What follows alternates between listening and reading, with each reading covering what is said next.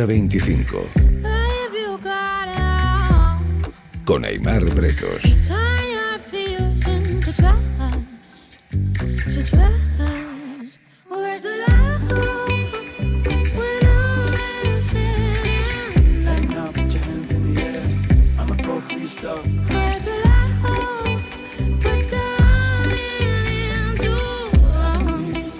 Si algo tienen los grupos humanos es que son enormemente complejos. De hecho, nuestra condición humana es la que hace que nos organicemos en comunidades, gestionemos unos intereses comunes y, en definitiva, ordenemos nuestra realidad de una determinada manera. Pero esa realidad está llena de matices. Ser humano es tener espiritualidad, es también tener una ideología, unos ideales, defenderlos de mil formas distintas. Y por desgracia, ser humano y vivir en grupo tiene también sus zonas oscuras, y algunas muy oscuras. Esa oscuridad pasa a veces por suprimir la voluntad de otros de la manera más retorcida posible, que es aislar al individuo hasta que deja de ser individuo. Hoy vamos a hablar de sectas, de cómo funcionan las sectas. Laura Merino, buenas noches. Hola, buenas noches. Psicóloga general sanitaria, especializada en grupos de manipulación y abuso psicológico y procesos de radicalización. Muchísimas gracias por venir y por ayudarnos a arrojar luz sobre este asunto tan oscuro. Sí, y poco conocido. Sí. ¿Qué es una secta? Lo primero de todo, ¿qué es una secta? ¿Qué entiende usted por una secta? Porque igual no es lo mismo en lo que estoy pensando yo.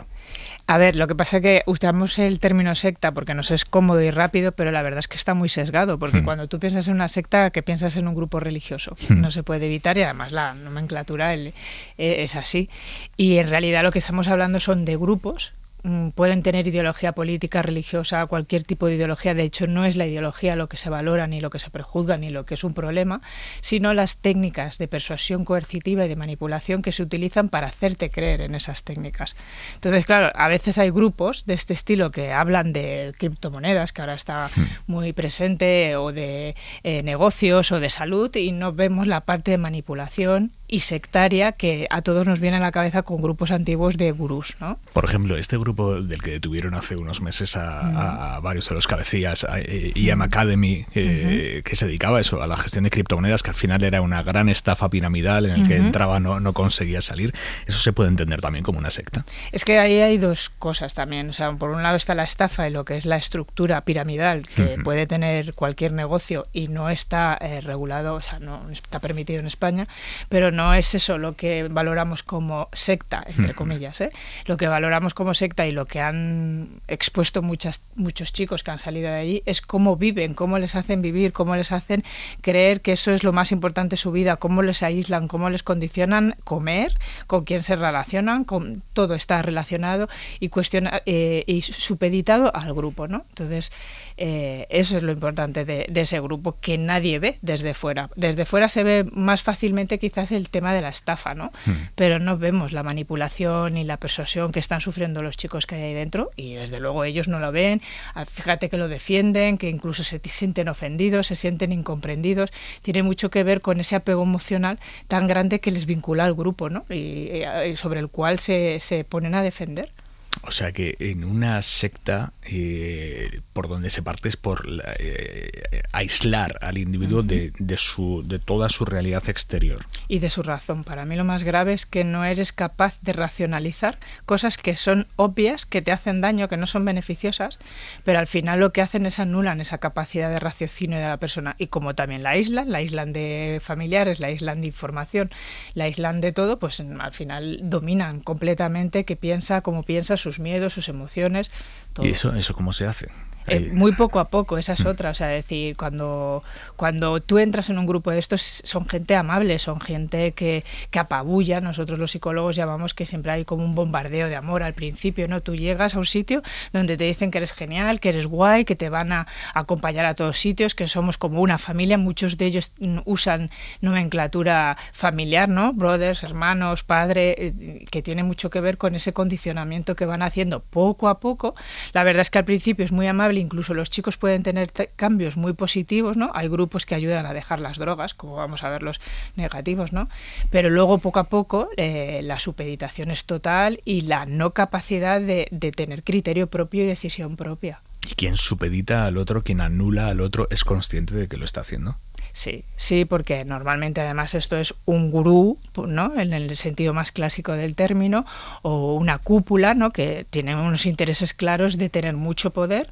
Cuantas más personas tienes, pues más poder tienes, más dinero tienes, más...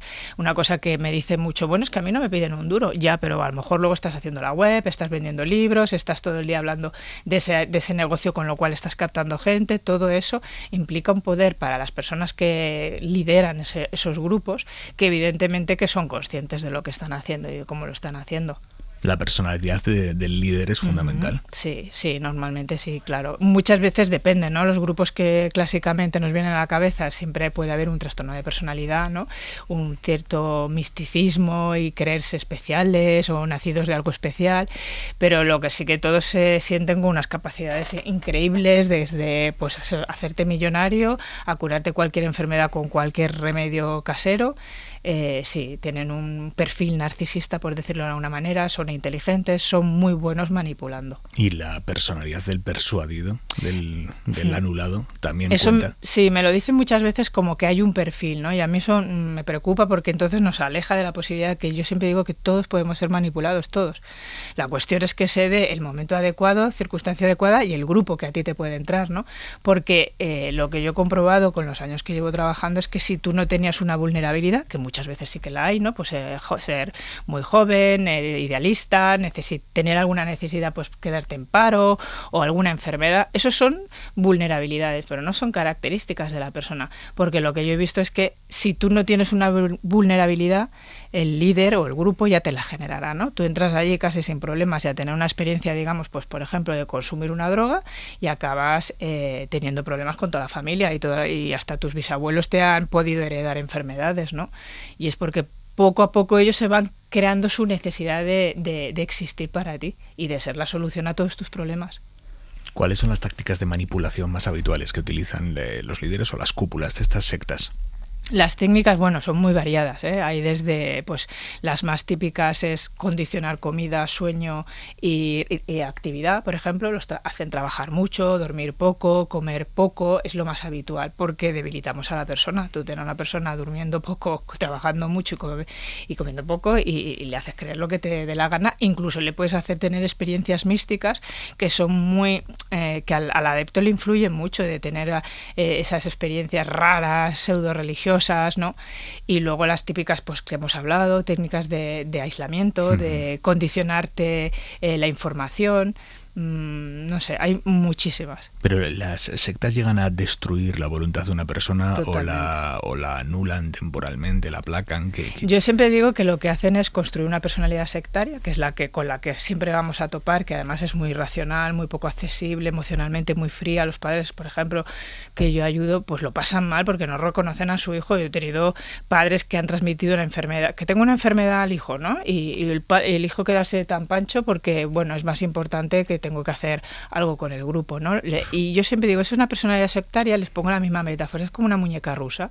Muy en el fondo, el adepto siempre, su personalidad anterior no desaparece, se anula y queda ahí. Por eso es importante hacer un proceso de llegar a conectar con esa parte para animarla a empoderarse, a tener criterio, a defenderse. También lo comparo mucho con las mujeres maltratadas. Evidentemente, las mujeres maltratadas sufren de estas técnicas de manipulación y de coerción, ¿no? Y por fin la sociedad las entiende, ¿no? Que antiguamente, recuerdo, pues, ¿por qué está ahí? ¿Porque quiere? No, porque está anulada, porque está asustada, porque está acobardada. En los sectarios pasa lo mismo, solo que ellos tienen una actitud muy diferente, por eso nos despistan, ¿no? Son soberbios, a veces nos hacen enfadar, ¿no? Con ciertos argumentos, sobre todo a las familias, ¿no? Pero la realidad es que ahí hay una persona que está bloqueada, anulada. Y a la hora de anular a las víctimas, funcionan más o menos igual los grupos sectarios religiosos que los que no lo son. Todos. A mí me llama mucho la atención que tú coges los criterios, ¿no?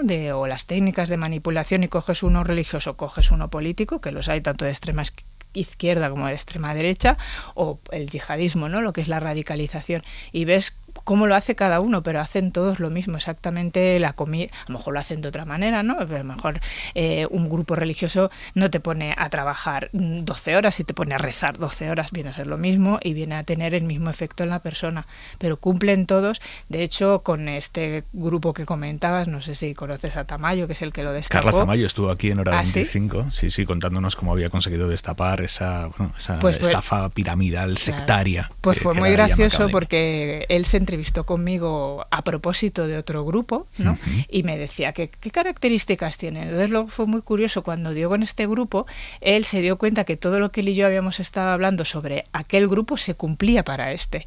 Y en sus vídeos me pone comentando aquel grupo, pero está dentro de IAM, ¿no? Y es como... Y yo no estaba hablando de ese grupo, pero encaja perfectamente. Sí. ¿No? Y hay sectas cuyo fin último, persiguiendo la supresión del individuo, es también la destrucción física de la persona. No sé que es llevarlo al extremo, pero pienso en violencia, sí. Incluso en muerte.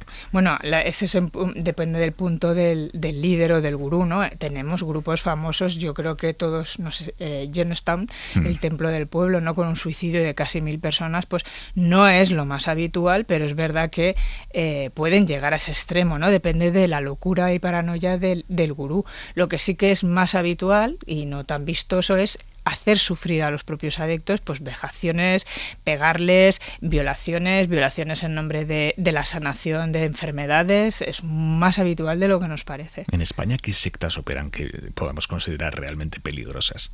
Pues ¿sabes qué pasa? Que en España hay una legislación, por decirlo de alguna manera, que no habla de sectas, habla de religiones. Entonces es muy curioso que si tú coges aquí la legislación, puedes consultar la web del ministerio y dices, mira, a ver qué son religiones. Con tus conocimientos de sectas, pues te sorprenderías, porque es que hay muchas en esa lista que, sin embargo, un organismo oficial que hay en Francia lo catalogó como secta. Aquí no tenemos esa catalogación. Tú tienes que aceptar que aquí están vistas como una religión. Por eso yo creo que las personas somos más vulnerables todavía, ¿no? Porque si algo está oficializado y tan alejado de un concepto tan peligroso, pues ¿qué hacen las personas para defenderse? Y judicialmente también es un problema grande, ¿no?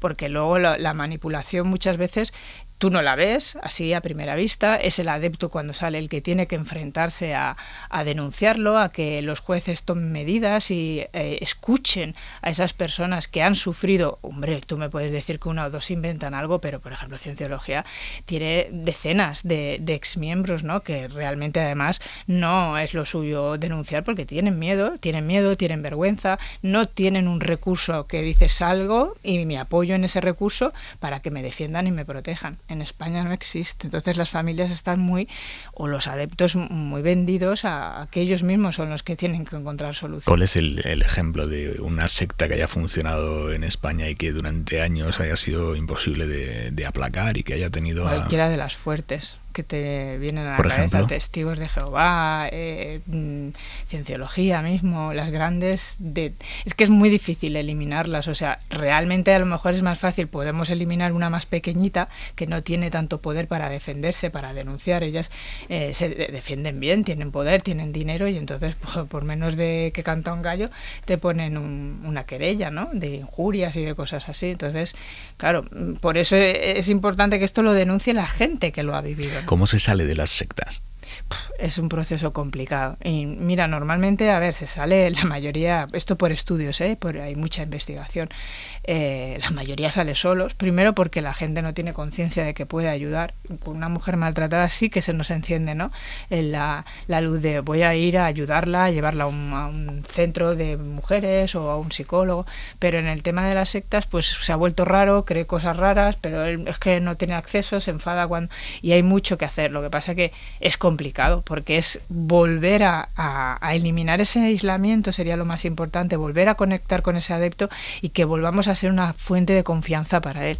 En el momento en que seamos una fuente de confianza, lo que sabemos los profesionales es que si estás en una secta vas a acabar sufriendo y vas a acabar mal. Entonces lo ideal es que te quede un sitio donde poder acudir para contrastar, para decir, aunque sea para quejarte, ¿no? Y evidentemente sobre todo para volver, porque muchos adeptos lo que yo he vivido es que como rompen con la familia, que llegan a a tener movidas muy grandes. Se quedan sin nadie a quien recurrir. Tú imagínate cuando volver. sales. De hecho, algún caso he tenido de salir, la familia no quiere saber nada de él y decir, bueno, llevo 12, 15 años, que los desociabilizan totalmente.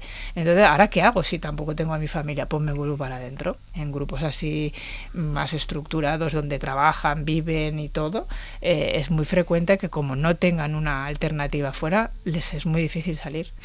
¿Qué hacer si detectamos que una persona querida, más o menos cercana a nosotros, está empezando a caer bajo la persuasión de un grupo que nos da mala espina?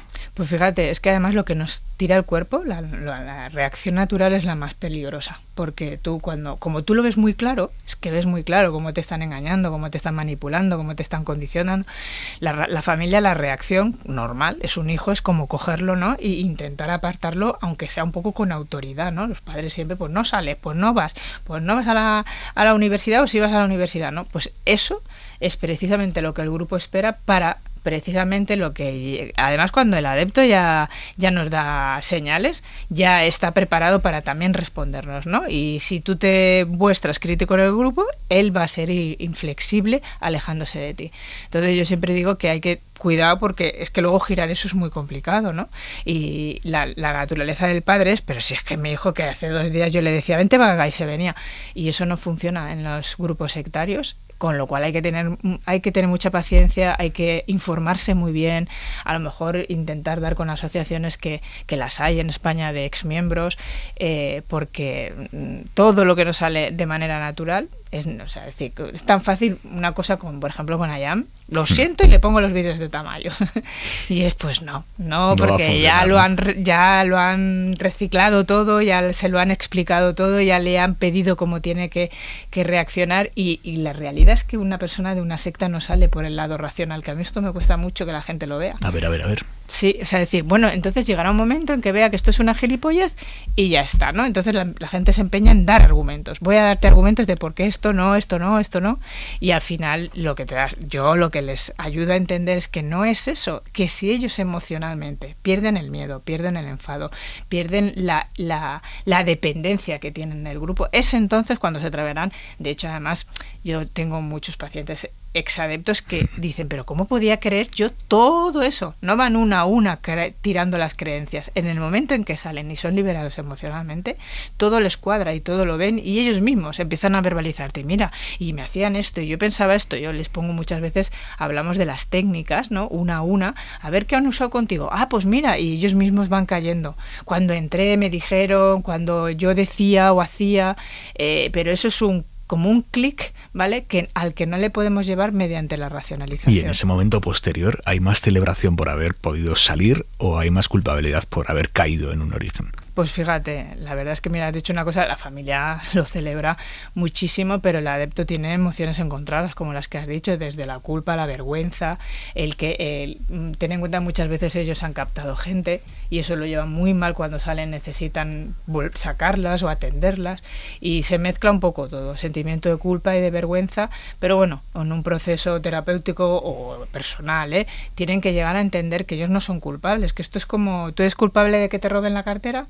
Bueno, pues a lo mejor has sido un poco despistado, ¿no? Pero realmente la habilidad la tiene el que te roba, y ya lo hará él para quitártela, ¿no? Un poco yo aquí digo que nos roban la razón por la puerta de atrás sin darnos cuenta, y cuando ellos entienden que eso es así, además me llama mucho la atención porque cuando salen les cuesta tanto como a la familia, ¿no? De autoentenderse, o muchas veces muchos de ellos dicen, vamos a sacar a menganito fulanito, y son mucho más impacientes de lo que han sido con ellos, ¿no? Pero por esto, ¿no? Porque una vez hemos encendido la razón, todo es muy fácil. Y a partir de ahí uno es más proclive a volver a caer o no. O sea, quiero decir, esto es como la ludopatía, que uno sale pero después no puede volver a acercarse a una ruleta bajo ningún concepto, o uno ya queda protegido. No, pues mira, hay 2 perfiles de exmiembros, ¿no? Los que de verdad estructuran y ven claramente que aquello ha sido una manipulación y una coerción, y los que de algún modo cierto mundo, digamos, pseudocientífico, pseudoespiritual,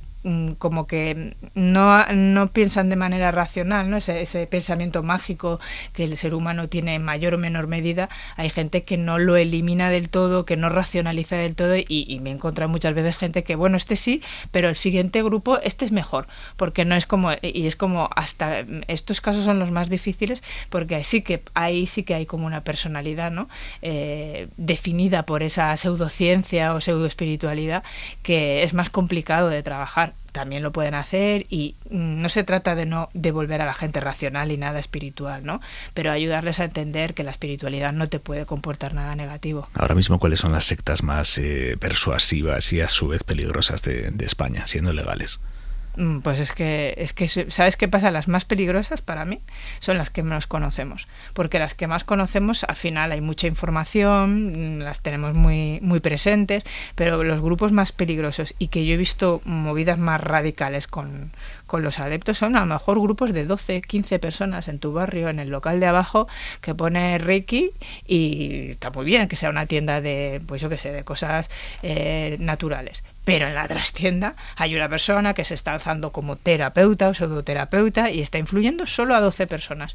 Pero es tan anónimo, de eso no tenemos información. Al final, si tú quieres saber lo que hacen los testigos de Jehová o los cienciólogos, tú mete secta, cienciología, y tienes hay documentales maravillosos. Lea Rimini, bueno, ha sacado cientos de adeptos que te cuentan muy bien, ¿no? Entonces, claro que son peligrosos porque son muy poderosos, pero es que los pequeñitos, que tú en internet no vas a tener información, que los adeptos no se sienten identificados con nada y se van a su casa y no quieren saber nada, no sabes los que hay. O sea, al final grandes hay, no sé, 100, y pequeñitos puede haber 200, 300 grupos en España de 12 personas, pero es que es muchísimo más difícil de abordar. ¿Y de víctimas que pueden estar sometidas ahora a sectas? ¿Hay algún cálculo en España? Sí, siempre se ha hablado de una cifra, ¿no? De 200.000 personas, es como una estimación. Es muy difícil tener en cuenta que ni la gente lo va diciendo ni se va identificando fácilmente, pero hay algunos estudios científicos que hablan de en torno a 200.000 personas, 200, 300 grupos potentes, no pequeñitos como los que te digo. ¿Hay algún momento de nuestras vidas en los que seamos más proclives a caer en las garras de una secta? Hemos hablado mucho de la juventud, entiendo que ese es un momento muy delicado. Sí, porque además es el momento en que eres más idealista, más atrevido, tienes menos información, has usado menos la capacidad racional y no sabes tanto que te puede desencantar o que te puede estar engañando. La juventud es una época muy mala. Además, ten en cuenta que el joven necesita referentes, entonces las figuras de autoridad tienen mucho poder, van a tirar fácilmente de ellos. Pero bueno, los momentos de crisis, de separaciones o paro, que decíamos, el tema del COVID, la época del COVID, bueno, proliferaron, que era una barbaridad, porque tenían algo muy bueno los grupos y era el miedo de todos. La gente estábamos asustadas, preocupadas, aisladas en nuestra casa, y a través de internet la proliferación que ha habido ha sido bestial. ¿Es hacia dónde van las sectas ahora, a ser todo online? A ver, en realidad no, luego ellas la presencialidad la tienen mucho, pero la difusión online y el mantener a la gente con las tecnologías ocupados y haciendo siempre cosas y cursos y sí, las usan muy bien. La realidad es que una secta que se precie tiene todos los canales al día y a tope, sí. Laura Merino, psicóloga especializada en grupos de manipulación, abuso psicológico y procesos de radicalización. Gracias por venir esta noche a Hora 25 a explicarnos, a hablar de sectas. Encantada, gracias. Take me to church, I worship like a dog at the shrine of